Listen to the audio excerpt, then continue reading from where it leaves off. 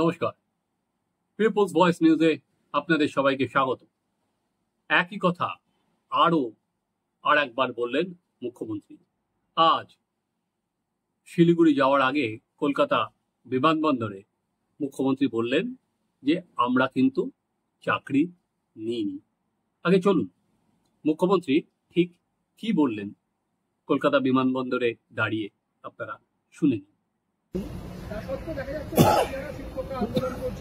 দেখুন প্লিজ, আপনারা আমাকে এটা নিয়ে কিছু বলবেন না।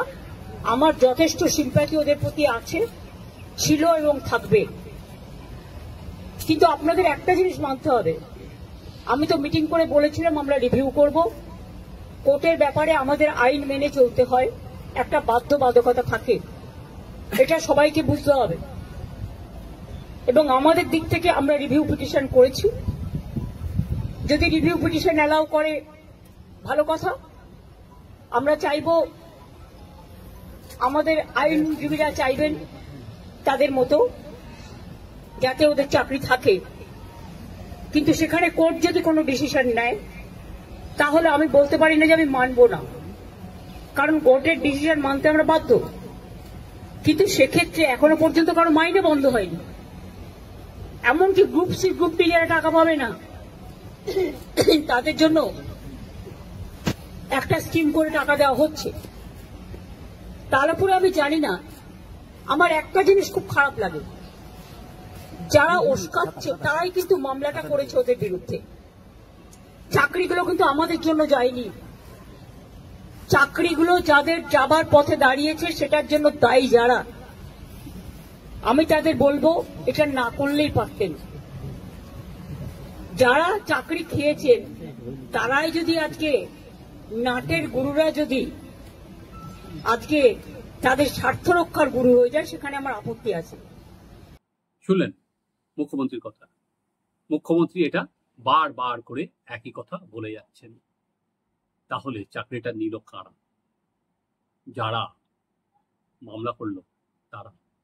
মামলাটা করতে হলো কেন? মামলাটা করতে হলো একটাই কারণে, দুর্নীতি হয়েছে। দুর্নীতি হয়েছে বলাটা অনেক বেশি আন্ডারস্টেটমেন্ট হয়ে যায়। প্রাতিষ্ঠানিক দুর্নীতি হয়েছে। সরকারের প্রাক্তন মন্ত্রী পার্থ চট্টোপাধ্যায় এবং আধিকারিকরা মিলে পাহাড় প্রমাণ দুর্নীতি করেছেন। যে দুর্নীতি করবেন বলেই ওনারা এন্টায়ার উত্তরপত্র নষ্ট করে দিয়েছেন, তার মিরার ইমেজ নষ্ট করে দিয়েছেন, কারণ পেছনের দরজা দিয়ে চাকরি করে দেবেন বলে এইটা করা হয়েছে। সুপ্রিম কোর্ট তার নির্দেশে বলেছে যে 17 রকমভাবে এই দুর্নীতি করা হয়েছে। 17টা রকম প্রক্রিয়া এই পার্থ চট্টোপাধ্যায় এবং তার টিম, এই দুর্নীতির গ্যাং, তারা বার করেছিলেন যোগ্য ছেলেমেয়েদের প্রতারিত করার জন্য।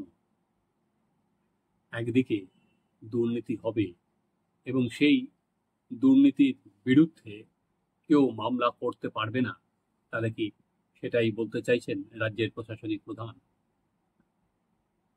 যখন এই দুর্নীতি হয় তখন কিন্তু যারা চাকরি প্রার্থী ছিলেন তারা এই মামলাটা রুজু করেছিলেন। কারণ দেখা গিয়েছিল যখন রাইট টু ইনফরমেশন হোক, যে তালিকায় যাদের নাম বেরিয়েছে তাদের থেকে যারা অনেক ভালো তালিকায় এগিয়েছিলেন তাদের নাম বাদ চলে গেছে। পরবর্তীকালে তো আমরা সবাই দেখেছি যে ফাঁকা খাতা জমা দিয়েও কিভাবে নাম্বার বাড়ানো হয়েছে। চুরির কোনো নতুন দিগন্ত খুলে দিয়েছে এসএসসির চুরি। এখনো পর্যন্ত যা সামনে এসছে, পশ্চিমবঙ্গে চুরির ইতিহাসে দিগন্ত খুলে দিয়েছে। এখনো তো টেট বাকি। সেখানে নাকি আরো দুর্নীতি নাকি আরো ভয়াবহ, আমি জানি না, এরপরে সামনে এলে সেটা বোঝা যাবে। তো মুখ্যমন্ত্রী একদিকে যখন এই কথাটা বলছেন তখন বেশিক্ষণ না, এয়ারপোর্ট থেকে করুণাময়ী সেখানে ধর্ণা দিচ্ছে চাকরিহারা যোগ্য শিক্ষক। তাদের কাছে কি মুখ্যমন্ত্রী এই কথাটা বলতে পারলেন? পারলেন না। আজকে তারা 13 দিন ধরে ধর্ণা একটা কারণেই দিচ্ছেন, যাতে মুখ্যমন্ত্রী বা শিক্ষামন্ত্রী তাদের সঙ্গে এসে কথা বলুক বা তাদের প্রতিনিধিদের ডাকুক। মুখ্যমন্ত্রী তো ওই পথ দিয়েই যেতে পারতেন, কি ছিল, বাড়ি থেকে একটা 8 ঘন্টা বা 1 ঘন্টা আগে বেরোতে হতো, খুব একটা বড় কিছু ছিল না। কিন্তু আমরা শিক্ষামন্ত্রীকে তো দীর্ঘদিন দেখতেই পাচ্ছি না। নানা জায়গায় অন্যান্য রাজনৈতিক দল বলতে শুরু করেছে উনি মিসিং, ওনাকে নাকি খুঁজে পাওয়াই যাচ্ছে না। যিনি এত সিনেমার ডায়লগ লেখেন, যিনি অভিনয় করেন, সেখানে শিক্ষামন্ত্রী কিন্তু নেই, পিকচারেই নেই। মুখ্যমন্ত্রী আজকে যেটা বললেন সেটা হচ্ছে উনি চেষ্টা করছেন যে, এবং সেটা আইনে চৌহদ্দিতে থেকে, এবং রাজ্য সরকার আবার একটা আবেদন করছে যে যাতে রিভিউ করা হয়, যার আর কি রিভিউটা নেওয়া হবার সম্ভাবনা বা গ্রহণ করার সম্ভাবনাই কিন্তু খুব কম। কারণ 31শে মের মধ্যে এসএসসিকে কিন্তু বিজ্ঞপ্তি জারি করে জানাতে হবে যে 31শে ডিসেম্বরের মধ্যে তারা এন্টার সিলেকশন 2016 তারা কমপ্লিট করবে। একদিকে এসএসসি যখনই এই বিজ্ঞপ্তি জারি করবে, তখনই এই রিভিউ যে কথা বলা হচ্ছে তার গুরুত্ব কিন্তু অটোমেটিক্যালি কমে যাবে। তাই মুখ্যমন্ত্রী জানেন যে আগামী দিনে এটা কিন্তু ঝড় হিসাবে উঠে আসবে। তাই দীর্ঘদিন ধরে এই পুরো দায়টা চাপিয়ে দেওয়া হচ্ছে যারা মামলাকারী তাদের উপর। এটা শুধুমাত্র যে 18 বা 19,000 যোগ্য শিক্ষকের চাকরি যাচ্ছে তার তো নয়, এর সঙ্গে বহু মানুষ, অর্থাৎ প্রায় 22 লাখ 2016 সালে পরীক্ষা দিয়েছিলেন। ফলে 22 লাখ ছাত্রছাত্রীকে বঞ্চিত করা হয়েছে। যদি একজনও অন্যায়ভাবে চাকরি পান, সেটা অন্যায়। আমরা দেখেছিলাম যে ওই সময় দাঁড়িয়ে প্রাক্তন মন্ত্রী পরেশ অধিকারীর মেয়েরও পর্যন্ত কিন্তু চাকরি চলে যায়, এবং সেটা আদালতের নির্দেশে পরেশ অধিকারীর মেয়েকে উইথ ইন্টারেস্ট কিন্তু টাকাও ফেরাতে হচ্ছিল। এখানে আদালতের নির্দেশের পর সুপ্রিম কোর্ট, তার আগে ডিভিশন বেঞ্চ, কলকাতা হাইকোর্টের যে যারা টেন্টেড তাদের 12% ইন্টারেস্ট সহ টাকা ফেরত দেওয়ার নির্দেশ দিয়েছে আদালত। কিন্তু এখনো পর্যন্ত টাকা ফেরানো তো দূরস্থান, তাদের উল্টে গভর্নমেন্ট এক্সচেকার থেকে এইসব টেন্টেড যারা আছেন চাকরি প্রার্থী বা চাকরি হারা টেন্টেড যারা টাকা দিয়ে পেয়েছেন চাকরিটা, তাদের টাকা দেওয়া হচ্ছে। তা আদালতের রায় এখনো পর্যন্ত মানার কোনো বিষয়ই নেই। মুখ্যমন্ত্রী একদিকে বলছেন আদালত যা বলবে, আদালতের উপরে এটা তো আইনি লড়াই, অথচ অন্যদিকে আদালত বলার পরেও কিন্তু টাকাটা আর কি উদ্ধারের জন্য রাজ্য সরকার কোনো বিজ্ঞপ্তি জারি করছে না। তাদের গভর্নমেন্টে রাজকোষ থেকে আমাদের আপনার ট্যাক্সের টাকায় তাদের মান্থলি 25,000 এবং 20,000 টাকা করে দেয়া হচ্ছে।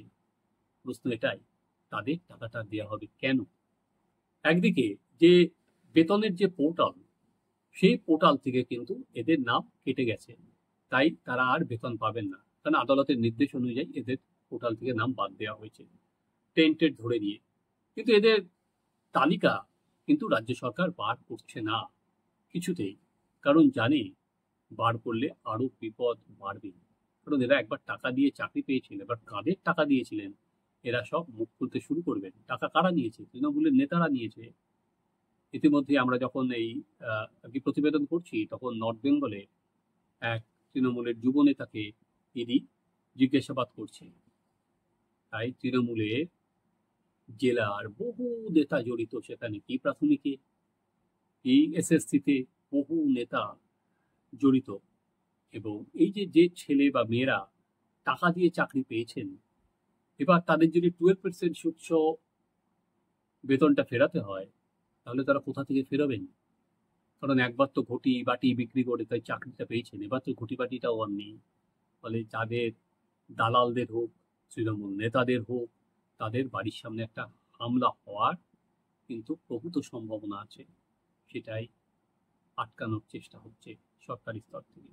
একই ঘটনা আপনাদের হয়তো মনে আছে, কিছুটা আপনাদের যদি আমি দেখে নিয়ে যাই, সেটা যখন এই যে চিটফান্ড কেলেঙ্কারির পর্দাফাশ হয়েছিল, তখন আমি মনে আছে যে কয়েকশো যারা টাকা রেখেছিলেন তারা তৃণমূল ভবনের সামনে পর্যন্ত চলে যান, সেখানে বিক্ষোভ দেখাতে শুরু করেন। গ্রাম বাংলায় যারা টাকা রেখেছিলেন প্রচুর লোক আত্মহত্যা করেন।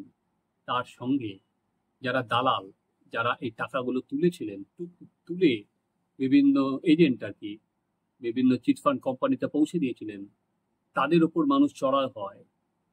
তখন কি করেছিলেন মুখ্যমন্ত্রী? তখন ওই একইভাবে কিন্তু রোষের হাত থেকে বাঁচার জন্য জনগণের টাকায় 500 কোটি টাকার একটা ফান্ড গঠন করেছিলেন। কেন ফান্ড গঠন করেছিলেন? বলা হয়েছিল এদের টাকাটা ফেরত দিয়ে দেওয়া হবে, একই সঙ্গে যাতে এই রোষ তাতে জল ঢালা যায়। এখনো পর্যন্ত তাদের টাকা ফেরত দেওয়া চলছে, তাদের সম্পত্তি অ্যাটাচ চলছে।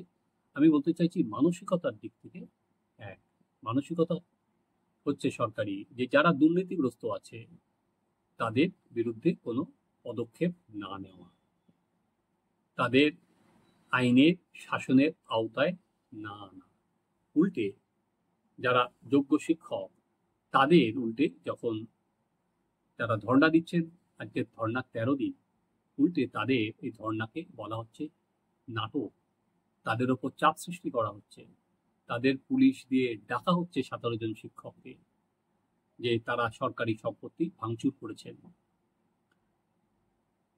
এইভাবে আন্দোলনটাকে দমিয়ে দেওয়ার চেষ্টা হচ্ছে। কিন্তু শুধুমাত্র ক্রমাগত বলে যাওয়া যে আমাদের দায় নেই, লোককে বিশ্বাস করানো যাবেই?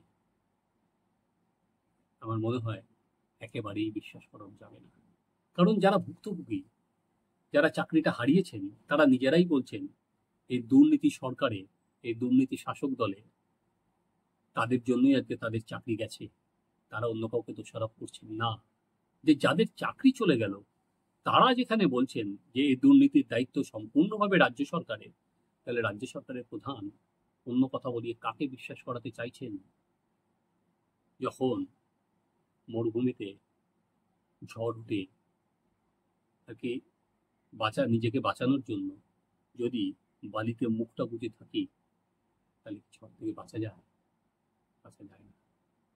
আমরাও দেখি যে এই যে রিভিউ পিটিশন, সেটা আদালত এটাল হস্তক্ষেপ করে এবং তারপরে বাতিল হয়ে গেলে এই আন্দোলন আরো কতটা আক্রমণাত্মক হয়। আর পরবর্তীকালে এই কথা যেটা মুখ্যমন্ত্রী বলছেন সেটা মানুষকে বিশ্বাস করাতে পারেন বারবার করে একই জিনিস একইভাবে বলে যাওয়া। আপনারা দেখতে থাকুন আমাদের চ্যানেল সাবস্ক্রাইব করুন, আপনাদের মতামত জানান।